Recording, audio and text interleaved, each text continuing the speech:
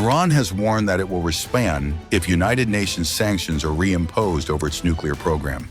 The Foreign Ministry spokesperson issued the statement on Monday, July 14th, but did not specify what steps Tehran might take.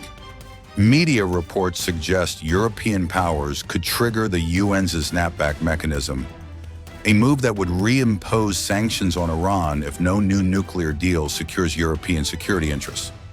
The mechanism, part of the 2015 nuclear agreement, allows sanctions to return if Iran breaches its commitments. But Tehran is pushing back. Iran's foreign ministry has slammed the threat as legally and politically baseless, warning of a proportionate response, though it stopped short of detailing what that might be. The threat to use the snapback mechanism is purely a political move. It's an action aimed at confronting the Islamic Republic of Iran, and naturally, it will be met with a brief and proportionate response from Iran. The diplomatic process has been misused, being used as a tool for coordination towards military action. This is absolutely unacceptable, and we need to make sure that diplomacy will not once again be misused as a theater, as merely a show.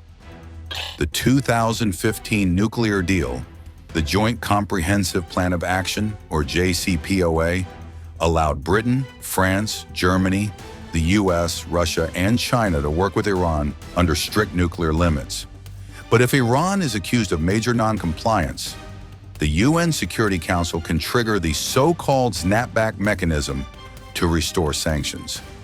The European parties, who are constantly trying to use this possibility as a tool, have themselves committed gross and fundamental violations of their obligations under the JCPOA. They have failed to fulfill the duties they had undertaken under the JCPOA, so they have no legal or moral standing to resort to this mechanism, said Foreign Ministry spokesman Esmail Baghai. Western nations allege Iran is secretly pursuing nuclear weapons, a claim Tehran strongly denies. The U.S. exited the deal in 2018, with then-President Trump calling it weak and ineffective. When asked if Iranian Foreign Minister Abbas Araghchi would meet with Trump's Middle East envoy, Steve Witkoff, Baghai said no date or location had been set for resuming the U.S.-Iran nuclear talks. No date, time, or place has been set regarding this. Trump, whose second presidency began in January, has urged Tehran to return to nuclear negotiations on a new deal after a ceasefire was reached last month that ended a 12-day air war between Iran and Israel that destabilized the Middle East. A short time ago, the U.S. military carried out massive precision strikes on the 3 key nuclear facilities in the Iranian regime: Fordow, Natanz, and Esfahan. Everybody heard those names for years as they built this horribly destructive enterprise. Our objective was the destruction of Iran's nuclear enrichment capacity and a stop to the nuclear threat posed by the world's #1 state sponsor of terror. Tonight, I can report to the world that the strikes were a spectacular military success. Iran's key nuclear enrichment facilities have been completely and totally obliterated. Iran, the bully of the Middle East, must now make peace. If they do not, future attacks will be far greater and a lot easier. For 40 years, Iran has been saying death to America, death to Israel. They have been killing our people, blowing off their arms, blowing off their legs with roadside bombs.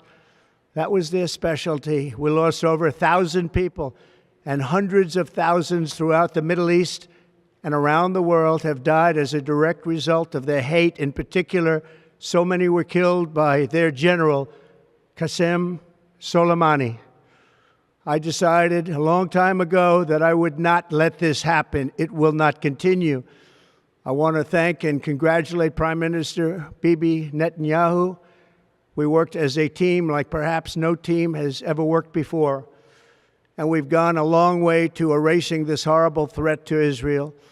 I want to thank the Israeli military for the wonderful job they've done.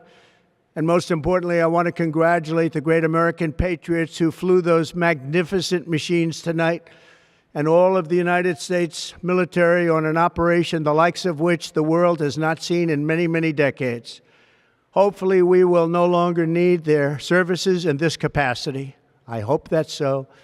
I also want to congratulate the chairman of the Joint Chiefs of Staff, General Dan Raisin Kane, spectacular general, and all of the brilliant military minds involved in this attack. With all of that being said, this cannot continue. There will be either peace or there will be tragedy for Iran far greater than we have witnessed over the last 8 days. Remember, there are many targets left. Tonight's was the most difficult of them all, by far, and perhaps the most lethal. But if peace does not come quickly, we will go after those other targets with precision, speed, and skill. Most of them can be taken out in a matter of minutes. There's no military in the world that could have done what we did tonight, not even close. There has never been a military that could do what took place just a little while ago. Tomorrow, General Kane, Secretary of Defense, Pete Hegseth will have a press conference at 8 a.m. at the Pentagon. And I want to just thank everybody, and in particular, God. I want to just say, we love you, God, and we love our great military. Protect them.